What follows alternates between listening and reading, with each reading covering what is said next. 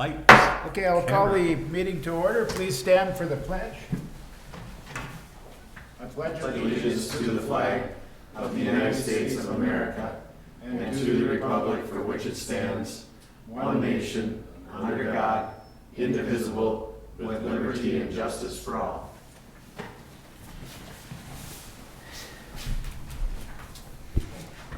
We'll have roll call, please. Fowler, Yes.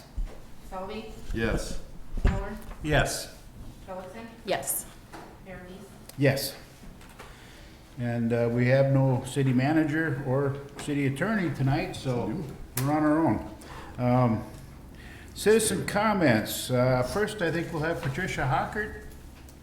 And if you'd come up to the microphone, you won't hear your own voice, but it's for the I think I'm loud. it's for the CD. So Mr. Mayor, City Council members, and Mr. Hill, who's not here, thank you for giving me this opportunity to speak. I moved back to Morris last year to provide care and support for my 96-year-old mother, who is dependent upon a walker and can only walk a short distance. She made a hair appointment at Visible Changes on March 14th for 3 p.m. that day.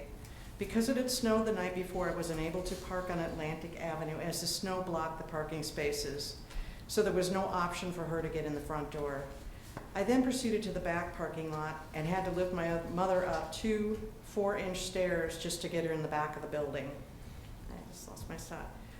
And I was a bit shocked to find there was only one poorly marked handicap parking spot in the back lot. I then began to really look around Morris and found a good number of businesses that did not provide any handicap parking at all. I called Blaine Hill on March 28th to report the issue, and he advised that this was the first that he had ever heard of this. I've also asked a lot of other folks, and they've actually said no one's ever complained about the handicap parking in Morris, so that's not to be a slight against Mr. Hill. And he shared with me that he wasn't sure about the parking spaces behind the Visible Changes to 2 parking spots, who was responsible for handicap parking because it's leased from the railroad. So he wasn't sure if it was the railroad or Morris. I reached out to the railroad and received an email from Lydia Underdahl stating that Morris is responsible for providing handicap parking in those 2 lots. I also reached out to the Council of Disability and was informed via phone that leaving snow on Main Street for an entire day was not a good idea, especially if it denies access to individuals with disabilities. David Fenley phone number information is on this packet that I'm about to give you. From there, I spoke to Todd Grungle, who's an engineer with the Minnesota Department of Transportation. He shared via phone that there are 4 blocks on Atlantic Avenue, Main Street, that should have handicap parking, and he also said that he felt the state was in error on that by not realizing that.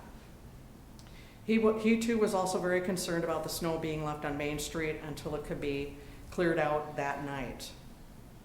The state of Minnesota will be contacting the city to implement this handicap parking spaces on Atlantic Avenue. Also attached are 2 other documents from the ADA website, which outline the guidelines for handicap parking in Minnesota Accessibility Code Summary. Here's a list of locations that should have proper handicap parking. I'm only listing the areas I believe that are responsible for the city of Morris. And the other thing, I wish everyone in here to, next time you're driving around town, take a look at the handicap parking. Some just have the